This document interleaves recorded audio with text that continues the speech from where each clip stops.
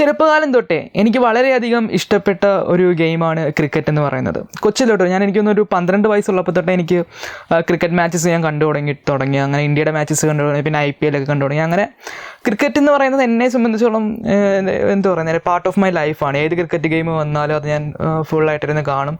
എല്ലാ ക്രിക്കറ്റ് ഗെയിമും അല്ല, പക്ഷേ എനിക്ക് ഇൻട്രസ്റ്റിംഗ് ആയിട്ട് തോന്നുന്ന നല്ല കളികളൊക്കെ ആണെങ്കിൽ, നല്ല മാച്ചസ് ഒക്കെ ആണെങ്കിൽ വളരെയധികം കീനായിട്ട് ഞാൻ കാണുന്ന ഒരാളാണ്. സോ പിന്നീടുള്ള എൻ്റെ ഒരു ഫൈൻഡിങ്സിൽ നിന്ന് ഞാൻ മനസ്സിലാക്കിയതാണ്, അതായത് ക്രിക്കറ്റ് എന്നത് പറയുന്നത് നമ്മുടെ ഒരു മെഡിറ്റേഷനുമായി ഒരുപാട് റിലേറ്റഡ് ആണ്. അതായത് ആ ഒരു ക്രിക്കറ്റ് ഗെയിമിൻ്റെ ആ ഒരു സ്ട്രക്ചറൽ പാറ്റേൺ എന്ന് പറയുന്നത് ഒരു മൈൻഡ്ഫുൾനെസ് എന്ന് പറഞ്ഞൊരു അവസ്ഥ, അല്ലെങ്കിൽ ഒരു അവെയർനെസ് എന്ന് പറഞ്ഞൊരു കാര്യത്തെ ഒരുപാട് ക്രിയേറ്റ് ചെയ്യുന്നൊരു പ്രോസസ്സാണ് ക്രിക്കറ്റ് എന്ന് പറഞ്ഞ ഗെയിം എന്ന് പറയുന്നത്. അതായത് നമ്മൾ മെഡിറ്റേഷനിൽ ഇമ്പോർട്ടൻ്റ് ആയിട്ട് പറയുന്നൊരു കാര്യമാണ് അവെയർനെസ് മെയിൻറ്റെയിൻ ചെയ്യുക എന്ന് പറയുന്നത്. ഒരു മെഡിറ്റേറ്ററിനെ സംബന്ധിച്ചോളം ഏറ്റവും കൂടുതൽ വേണ്ട ഒരു കാര്യമാണ് അവെയർ ആയിരിക്കുക, കോൺഷ്യസ് ആയിരിക്കുക, അലേർട്ടായിട്ടിരിക്കുക, വളരെ അവബോധത്തോടെയും ശ്രദ്ധയോടെയും ഇരിക്കേണ്ട ഒരാളാണ് മെഡിറ്റേറ്റർ എന്ന് പറയുമ്പോൾ. സോ ഈ ക്രിക്കറ്റിൽ അതേ സിമിലർ പ്രോസസ്സ് സൃഷ്ടിക്കുന്നുണ്ട്. ഒരു അവെയർനെസ്സും അലേർട്ട്നെസ്സും വളരെയധികം സൃഷ്ടിക്കുന്ന ഒരു ഗെയിമാണ് ക്രിക്കറ്റ് എന്ന് പറയുന്നത്. നമുക്കിപ്പം ക്രിക്കറ്റിൽ നമ്മൾ ഏറ്റവും കൂടുതൽ എന്നെ സംബന്ധിച്ചുള്ള ഒരു ബാറ്റ്സ്മാൻ്റെ ഇതാണ് എനിക്ക് കൂടുതൽ ഇഷ്ടമെന്ന് പറയുന്നത്. ഒരു ബാറ്റ്സ്മാൻ്റെ പെർസ്പെക്റ്റീവ് നോക്കുമ്പം ഏറ്റവും കൂടുതൽ ബിൽഡപ്പ് ആവുന്നൊരു സംഭവമാണ് ഈ ഒരു അവെയർനെസ്സും അലേർട്ട്നെസ്സും. അതായത് ഇപ്പോൾ നമ്മൾ ക്രിക്കറ്റ്, ഇപ്പോൾ ഞാൻ കൊച്ചിലാണ് ഞാൻ കൂടുതലും ക്രിക്കറ്റ് കളിച്ചില്ല. ഞാൻ ക്രിക്കറ്റ് കളിച്ചിട്ട് എനിക്കൊന്ന് വർഷങ്ങളായി. അപ്പോൾ കൊച്ചിലേക്ക് കളിക്കുമ്പോൾ നമ്മളത്ര അത്ര ആ ഒരു ഈ മെഡിറ്റേഷനായിട്ടൊന്നും റിലേറ്റഡ് ചെയ്ത് നമ്മൾ നോക്കാറില്ല. ഇത് പിന്നീടുള്ള ഞാൻ ഈയിടെയുള്ള ഫൈൻഡിങ്സിലാണ് എനിക്കത് ക്രിക്കറ്റ് മെഡിറ്റേഷനായിട്ട് റിലേറ്റഡ് ആയിട്ട് എനിക്ക് തോന്നി. അതായത് ഇപ്പോൾ നമ്മളൊരു ബാറ്റ്സ്മാൻ്റെ പെർസ്പെക്റ്റീവ് നോക്കുമ്പോൾ, അതായത് ആ ഒരു ഇപ്പോൾ ഒരു 150 കിലോമീറ്റർ സ്പീഡിൽ വരെ 140 കിലോമീറ്റർ സ്പീഡിൽ ഒരു ബോൾ വരുമ്പം അത് ഇൻ സ്വിങ്ങർ ആകാം, ഔട്ട് സ്വിങ്ങർ ആകാം, പലതരം ഓഫ് കട്ടർ ആകാം, അങ്ങനെ ഒരുപാട് ഡെലിവറീസ് ഉണ്ടല്ലോ. സോ ഇതിനെയൊക്കെ നമ്മൾ അത് അസസ് ചെയ്യാന്ന് പറഞ്ഞാൽ അത്രയും സ്പീഡിൽ വരുന്ന ഒരു സംഭവം. അതായത് ഒരു 22 യാർഡ്സ് ആണല്ലോ നമ്മുടെ ഒരു ക്രിക്കറ്റിൻ്റെ ആ ഒരു സ്ട്രക്ചർ എന്ന് പറയുന്നത്. ആ 22 യാർഡ്സിൽ ഇത്രയും സ്പീഡിൽ വരുന്ന ആ ഒരു ബോളിനെ ജഡ്ജ് ചെയ്യുക, അതിനെ എങ്ങോട്ട് അടിക്കുക എന്നൊക്കെ പറയണമെങ്കിൽ വളരെ ശ്രദ്ധയോടെ ആ ഒരു പ്രസൻറ്റ് മൊമെൻറ്റിൽ വളരെ അലേർട്ട് അവെയർ ആയിട്ടിരിക്കുന്ന ഒരാൾക്ക് മാത്രമേ അത് ജഡ്ജ് ചെയ്യാനും. കാരണം ഓരോ ബോളും ഡിഫറെൻ്റ് ആയിരിക്കും. അപ്പോൾ ഫസ്റ്റ് ബോൾ ആയിരിക്കില്ല സെക്കൻഡ് ബോൾ, വളരെ ഡിഫറെൻ്റ് ആയിരിക്കും. അത് കുറച്ച് സെക്കൻഡ്സിനുള്ളിലാണ് ഇത് പാസ് ചെയ്ത് പോകുന്നതല്ലോ, ബാറ്റ്സ്മാൻ അടുത്തേക്ക് വരുന്നത്. സോ പുള്ളി എത്രത്തോളം അവെയർ ആയിട്ടിരിക്കുക എന്നുള്ള അടിസ്ഥാനത്തിലായിരിക്കും ഒരു ബാറ്റ്സ്മാൻ്റെ സക്സസ് എന്ന് പറയുന്നത്, ഞാൻ മനസ്സിലാക്കിയെടുത്തുള്ള സംഭവത്തോളം. കാരണം ആ ഒരു അവെയർനെസ് ആണ് മെയിനായിട്ടുള്ള സംഭവം എന്ന് പറയുന്നത് ഒരു ബാറ്റ്സ്മാൻ്റെ സക്സസ് എന്ന് പറയുന്നത്. ഇത് വിരാട് കോഹ്ലി അദ്ദേഹത്തിൻ്റെ ഒരു ഇൻ്റർവ്യൂവിൽ പണ്ട് പറഞ്ഞത് ഞാൻ ഓർക്കുന്നുണ്ട് ഈ ഒരു കാര്യം തന്നെ. അതായത് ഒരു ഇൻ്റർവ്യൂവർ ചോദിക്കുമായിരുന്നു വിരാട് കോഹ്ലിയോട്, അതായത് താങ്കൾ റൺസ് സ്കോർ ചെയ്ത് അല്ലെങ്കിൽ സെഞ്ചുറി അടിച്ച മാച്ചസിലൊക്കെ എന്താണ് ആ ഒരു സ്പെഷ്യാലിറ്റി, ഒരുപാട് റൺസ് സ്കോർ ചെയ്ത മാച്ചസിൻ്റെ സ്പെഷ്യാലിറ്റി എന്താണെന്നാണ് അദ്ദേഹത്തിൻ്റെ ഒരു ബാറ്റിംഗ് പെർസ്പെക്റ്റീവ് എന്താണെന്ന് ചോദിച്ചപ്പം അദ്ദേഹം പറഞ്ഞ മറുപടിയാണ്. അതായത് വിരാട് കോഹ്ലി പറയുന്നു, അതായത് ഞാൻ സെഞ്ചുറി അടിച്ച മത്സരങ്ങൾ അല്ലെങ്കിൽ ഞാൻ ഒരുപാട് റൺസ് സ്കോർ ചെയ്ത മത്സരങ്ങൾ ഞാൻ ശ്രദ്ധിച്ചിട്ടുള്ള കാര്യം എന്ന് പറയുന്നത്, ആ മത്സരങ്ങളിലൊക്കെ ഞാൻ കൂടുതൽ അവെയർനെസ് മെയിൻറ്റെയിൻ ചെയ്യാറുണ്ട്. അതായത് ഞാൻ ആ ഒരു ഇന്നിങ്സ് കളിക്കുമ്പോൾ ഞാൻ വളരെ അവെയർ ആയിരിക്കും. അപ്പോൾ അവെയർനെസ് കൂടുതലുള്ള ഇന്നിങ്സിൽ ആണ് എനിക്ക് കൂടുതൽ റൺസ് മെയിൻറ്റെയിൻ ചെയ്യാൻ പറ്റിയിട്ടുള്ളത് എന്ന രീതിയിലാണ് വിരാട് കോഹ്ലി ആ ഇൻ്റർവ്യൂവർ പറയുന്നത്. So what he sayings that പുള്ളി ഇൻഡയറക്ട്ലി പറയുകയാണ്, അതായത് ഞാനൊരു മെഡിറ്റേറ്റീവ് സ്റ്റേറ്റ് മെയിൻറ്റെയിൻ ചെയ്ത സമയങ്ങളിലാണ് എനിക്ക് കൂടുതൽ റൺസ് സ്കോർ ചെയ്യാൻ പറ്റിയത് എന്നാണ് അദ്ദേഹം മറ്റൊരു വാക്കിൽ, നമ്മുടെ മെഡിറ്റേഷൻ്റെ വാക്കിൽ പറയുകയാണെങ്കിൽ അദ്ദേഹം ആ ഇൻ്റർവ്യൂവിൽ പറഞ്ഞെന്ന് പറയും. സോ ഈ അവെയർനെസ് എന്ന് പറയുന്നത് വളരെ കണക്റ്റഡ് ആണ് മെഡിറ്റേഷനായിട്ട്. മെഡിറ്റേഷൻ്റെ ഒരു കോറാണ്, എസെൻസ് ആണ് അവെയർനെസ് എന്ന് പറയുന്നത്.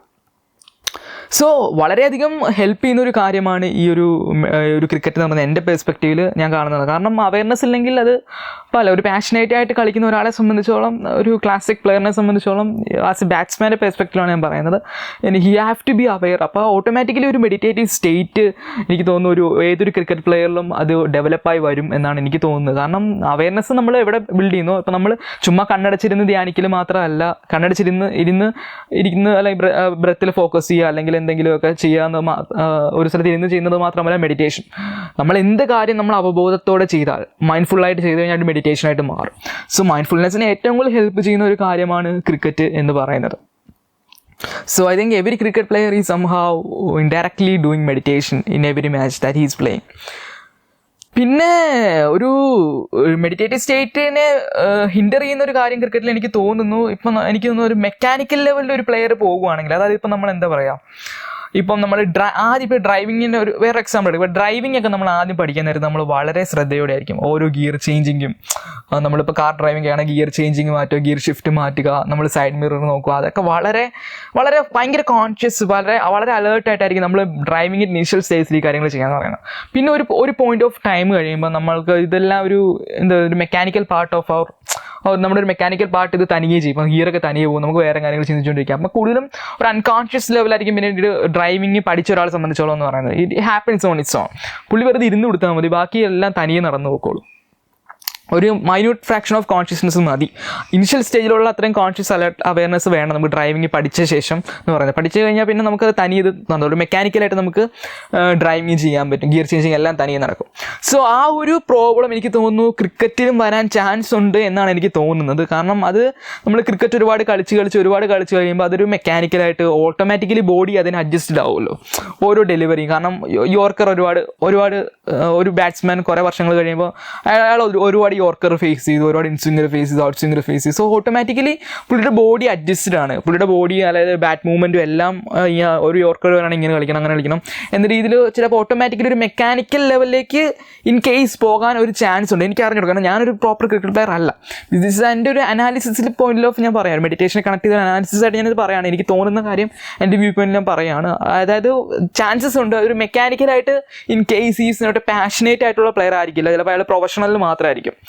അദ്ദേഹത്തിൻ്റെ ഒരു പ്രൊഫഷണൽ ലൈഫിന് വേണ്ടി മാത്രം ക്രിക്കറ്റ് ചൂസ് ചെയ്തവരെ സംബന്ധിച്ചോളം there are chances because for him he may not be enjoying. But ഒരു ജസ്റ്റ് ഒരു ജോബ് പോലെ ഒരാൾ ക്രിക്കറ്റ് കളിക്കുകയാണെങ്കിൽ ജസ്റ്റ് റൺസ് സ്കോർ ചെയ്യുക, അയാൾ ഏൺ ചെയ്യുക എന്ന ഒരു പർപ്പസ് ആണെങ്കിൽ chances are that he may go mechanical in his batting. അല്ലെങ്കിൽ ഒരു ക്രിക്കറ്റ് ഗെയിമിൽ മെക്കാനിക്കൽ ആകാൻ ചാൻസ് ഉണ്ട്.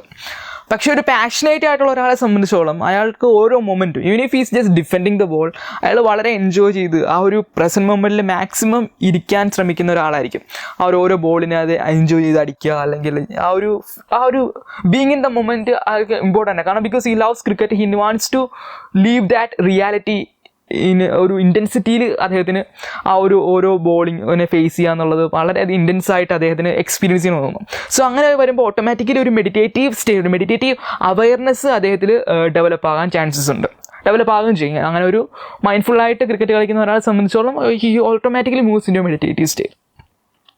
സോ ഈ വീഡിയോ കാണുന്ന ആരെങ്കിലും ക്രിക്കറ്റ് മെഡിറ്റേഷൻ ഇഷ്ടമുള്ള ആളാണെങ്കിൽ, ക്രിക്കറ്റ് കളിക്കുന്ന ആളാണ് നിങ്ങളെങ്കിൽ, നിങ്ങൾക്ക് മെഡിറ്റേഷൻ ഇൻസ്ട്രക്ടേഴ്സ് ഉണ്ടെങ്കിൽ എനിക്ക് തോന്നുന്നു നിങ്ങൾക്ക് വേറൊരു മെഡിറ്റേഷൻ പ്രാക്ടീസിൻ്റെ ആവശ്യമില്ല. കാരണം നമുക്കൊരു പർട്ടിക്കുലർ ആക്ടിവിറ്റി അല്ല മെഡിറ്റേഷൻ എന്ന് പറഞ്ഞൊരു ക്വാളിറ്റി ഓഫ് ലൈഫാണ്. അതൊരു ക്വാളിറ്റിയാണ്. ഇപ്പം നമ്മൾ ഒരു നിലം തുടയ്ക്കുക അല്ലെങ്കിൽ തൂത്ത് വാരുക അതുപോലെ മെഡിറ്റേറ്റീവ് ആക്കാൻ പറ്റും. അത് നിങ്ങൾ കോൺഷ്യസ് ആയിട്ട് അവബോധത്തോടെ എന്ത് കാര്യങ്ങൾ ചെയ്ത് അവയർനെസ് മെയിൻറ്റെയിൻ ചെയ്ത് നിങ്ങൾ എന്ത് ചെയ്താലും അത് മെഡിറ്റേഷനായി മാറും. അപ്പോൾ നിങ്ങൾ ക്രിക്കറ്റ് പോലെയുള്ള പ്രൊഫഷനുള്ള ഒരാളാണെങ്കിൽ എനിക്ക് തോന്നുന്നു if you love the game then meditation is natural to you. Meditation is more easy to you because it comes to you as a gift. നിങ്ങൾ മെഡിറ്റേഷന് വേണ്ടി പ്രത്യേക സമയം എടുക്കേണ്ട ആവശ്യമില്ല. നിങ്ങൾക്ക് ക്രിക്കറ്റിലൂടെ തന്നെ ആ ഒരു മെഡിറ്റേറ്റീവ് സ്റ്റേറ്റ് ഡെവലപ്പ് ചെയ്യാൻ സാധിക്കും. So if you are A cricket fan this is A advantage for you. പിന്നെ ബോളിങ്ങിൻ്റെ പെർസ്പെക്റ്റീവ് ഞാൻ പറയാറ്, ബോളേഴ്സിൻ്റെ അല്ലെങ്കിൽ ഫീൽഡേഴ്സിൻ്റെ പെർസ്പെക്റ്റീവ് പറയാത്തതെന്ന് പറഞ്ഞു കഴിഞ്ഞാൽ എനിക്ക് ആ ഒരു രീതിയിൽ കാരണം എനിക്ക് അറിഞ്ഞുകൂടാ അറിയത്തില്ല. കാരണം ഞാൻ എന്നെ സംബന്ധിച്ചിടത്തോളം എനിക്ക് ബാറ്റിംഗ് ആണ് ഇഷ്ടം കൂടുതൽ. കാരണം ഞാനൊരു ബാറ്റിംഗ് ആണ്, ഇപ്പോൾ ഞാൻ ക്രിക്കറ്റുകൾ കാണുമ്പോഴും എനിക്ക് ബാറ്റിംഗ് ആണ് ഞാൻ കൂടുതൽ ആ ഒരു എപ്പോഴും ക്രിക്കറ്റ് ഈസ് ബാറ്റ്സ്മാൻസ് ഗെയിം എന്നാണ് പറയുന്നതല്ലോ.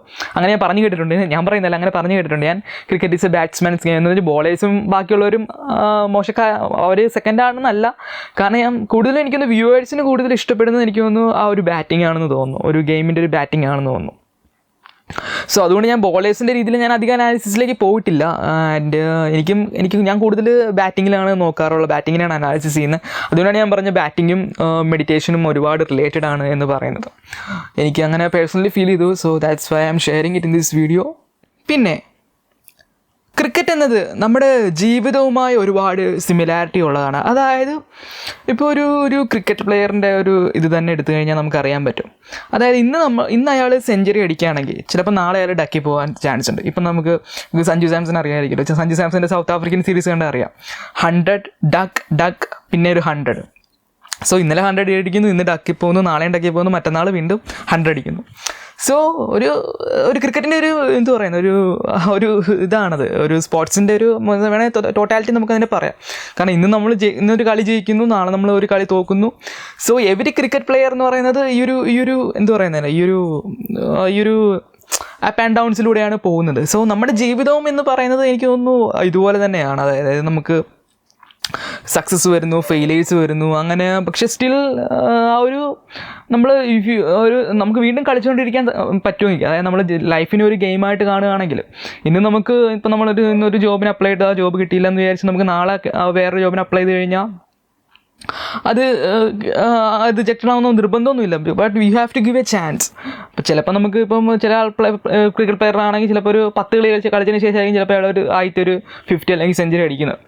സോ അതുപോലെ തന്നെയാണ് നമ്മുടെ ഇതെന്ന് പറയുന്നത്, നമ്മുടെ ജീവിതം എന്ന് പറയുന്നത്. യു കീപ്പ് ഓൺ എന്ത് പറയുന്നത്, ചേസിങ് യുവർ ഡ്രീംസ്, അല്ലെങ്കിൽ chasing your what ever goals you have until you arrive. അതിനെ നമുക്കൊരു പാഷൻ ഉണ്ടെങ്കിൽ നമ്മൾ അതിൽ വർക്ക് ചെയ്തുകൊണ്ടിരിക്കുക. എപ്പോഴെങ്കിലുമൊക്കെ ഒരു ഇത് കിട്ടും. കാരണം എനിക്ക് ഈ ഒരു എന്ത് പറയുന്നത്, ലൈഫിൽ നമ്മൾ ഫെയിലിയേഴ്സ് പലപ്പോഴും ഫേസ് ചെയ്യുമ്പോഴും എനിക്ക് എപ്പോഴും ഒരു മുന്നോട്ട് പോകാനുള്ള പ്രചോദനം തന്നിട്ടുള്ളതെന്ന് പറയുന്നത് ക്രിക്കറ്റാണ്. ക്രിക്കറ്റ് മാച്ചസ് കാണുന്നതിലൂടെയാണ് എനിക്ക് എന്തുകൊണ്ട് ക്രിക്കറ്റ് കളി കാണുന്നത്. ഇപ്പോൾ എൻ്റെ പാരൻസൊക്കെ പലപ്പോഴും ചോദിക്കാറുണ്ട്. കാരണം അവർക്ക് ക്രിക്കറ്റിനോടൊന്നും താല്പര്യമില്ല. അപ്പോൾ അവർ ചോദിക്കും ക്രിക്കറ്റ് കളയാനായിട്ട് എന്ത് കിട്ടാനാണ്, അവരുടെ സമയം കളയാനല്ലേ എന്ന് പറഞ്ഞ് ചോദിച്ചിട്ട് ചുമ്മാ എൻജോയ്മെൻറ്റ് മാത്രം കിട്ടുക. പക്ഷേ എൻജോയ്മെൻറ്റിന് ഉപരി it teaches U life. Cricket എന്ന് പറയുന്നത് നമ്മളെ നമ്മളെ ജീവിതം പഠിപ്പിക്കുന്ന ഒരു കാര്യമാണ്. കാരണം നമുക്ക് മോശ സമയങ്ങളും വരും, നല്ല സമയങ്ങളും വരും. ബട്ട് സ്റ്റിൽ അതെന്ന് പറയുന്നത് ഒരു ലൈഫിൻ്റെ ഒരു ഡ്യുവാലിറ്റിയാണ്. അതായത് ഇപ്പോൾ ഡേയും നൈറ്റും പോലെ, രാത്രിയും പകലും പോലെ ഒരു സംഭവമാണ് സക്സസും ഫെയിലിയറും, അല്ലെങ്കിൽ മോശ സമയം അല്ലെങ്കിൽ നല്ല സമയം ചീത്ത സമയം എന്ന് പറയുന്നത്. ഹാപ്പിനെസ് സാഡ്നെസ് എന്നൊക്കെ പറയുന്നത് ഒരു ഡ്യുവാലിറ്റിയാണ്. ഈ ഡ്യുവാലിറ്റിക്കുള്ളിലൂടെയാണ് നമ്മൾ പോയിക്കൊണ്ടിരിക്കുന്നത്. പക്ഷേ സ്റ്റിൽ നമ്മളൊരു അറ്റാച്ച്ഡ് അല്ലാത്തൊരു സ്റ്റേറ്റിൽ നമുക്ക് നിൽക്കാൻ പറ്റുവാണെങ്കിൽ അതൊരു മെഡിറ്റേറ്റീവ് സ്റ്റേറ്റ് ആയിട്ട്, നമ്മൾ മെഡിറ്റേഷൻ ചെയ്യുന്നതിൻ്റെ വേറൊരു ഗുണം അതാണ്, ഒരു വിറ്റ്നസ്സിങ് എന്ന് പറയും. അതായത് ഇപ്പം നമ്മൾ പറയുന്ന സംഭവമാണ് you are neither happiness, you are neither sadness. ഹാപ്പിനെസ്സും സാഡ്നെസ്സും നമ്മുടെ ഒരു മൂഡ്സാണ്. പക്ഷെ നമ്മളെന്ന് പറയുന്നത് അതിൻ്റെ അപ്പുറത്തെ ഒരു സംഭവമാണ് വിറ്റ്നസ്സിങ് കോൺഷ്യസ്നെസ് എന്നാണ് നമ്മൾ മെഡിറ്റേഷനിൽ പറയാമെന്ന് പറഞ്ഞത്. You are A witness, U are neither happiness, you are neither sadness. അതുപോലെയാണ് നമ്മൾ ഏത് കാര്യം എന്ന് പറയുന്നത്, നമ്മുടെ സക്സസ് ഫെയിലിയർ, ഇതൊക്കെ നമ്മുടെ ലൈഫിൽ കടന്നു പോകും. പക്ഷേ ഇതിലൊക്കെ ആയിട്ട് നമ്മൾ അറ്റാച്ച്ഡ് ആകുന്നില്ല. ഇതിലേക്ക് നമ്മൾ എൻജോയ് ചെയ്യേണ്ട സമയത്ത് എൻജോയ് ചെയ്യാം. ഇപ്പോൾ സക്സസ് വരുമ്പോൾ എൻജോയ് ചെയ്യാം. But still you do not get too much attached with it. Because you know that after success എന്ന് പറയുന്നത് ചിലപ്പോൾ ഒരു ഫെയിലിയർ വരാൻ ചാൻസ് ഉണ്ട്. ബട്ട് സ്റ്റിൽ ആ ഒരു ഫെയിലിയറിനെ നമുക്ക് അതുപോലെ തന്നെ സ്റ്റിൽ നമ്മൾ ആ ഫെയിലിയറിലേക്കൂടെ പോകുന്നുമുണ്ട്. But still you are not too much affected by it. നമ്മളതിനെ ആ ഒരു തോൽവിയായിട്ട് തന്നെ അഭിമുഖീകരിക്കുന്നു. But still you remain as a witness. അപ്പോൾ ഒരു വിറ്റ്നസ്സിങ് ക്വാളിറ്റി ഓട്ടോമാറ്റിക്കലി ഒരു ക്രിക്കറ്റ് പ്ലെയറിന് ഓട്ടോമാറ്റിക്കലി കിട്ടുന്നൊരു കാര്യമാണ്. അത് കാരണം ബിക്കോസ് ഹി നോസ് എല്ലാ കളിയിലും പുള്ളിക്ക് സെഞ്ചുറി അടിക്കാൻ പറ്റത്തില്ല, എല്ലാ കളിയിലും പുള്ളി റൺസ് സ്കോർ ചെയ്യണമെന്നില്ല. ഒരു 10 കളി ചിലപ്പോൾ റൺസ് ഇല്ലാതെ പോകുന്നതായിരിക്കും, അതിന് ശേഷമുള്ള 10 കളി ചിലപ്പോൾ പുള്ളി runs അടിച്ചെന്നിരിക്കാം.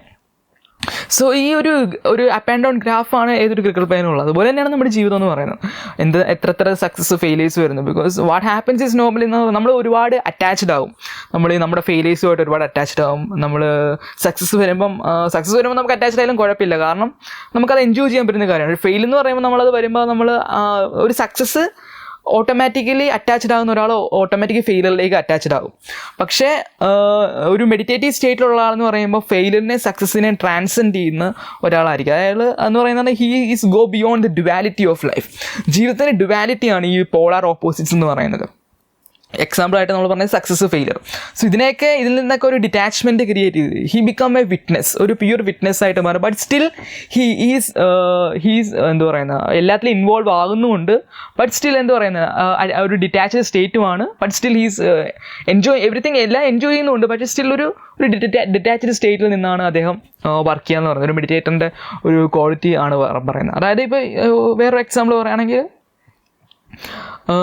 he may be loving a person, he may be in love with a person intensely, but if that person goes tomorrow, ആ ഒരു വ്യക്തി നാളെ ഇല്ലാതാകുവാണെങ്കിലും it doesn't affect him. അതുപോലെയാണ് അയാൾക്ക് സക്സസ് ഫെയിലിയർ എന്ന് പറഞ്ഞത്. He may be enjoying success, tomorrow failure വന്നാലും അയാൾക്ക് അത് കുഴപ്പമില്ല. അതിൻ്റെ ആ ഫെയിലിയറിൻ്റെ ആ ഇൻറ്റൻസിറ്റിയിൽ എക്സ്പീരിയൻസ് ചെയ്യാൻ പറ്റും. ബട്ട് സ്റ്റിൽ അയാളുടെ ഒരു സെൻറ്ററിങ് അല്ലെങ്കിൽ ഇൻറ്റഗ്രിറ്റി നഷ്ടപ്പെടത്തില്ല.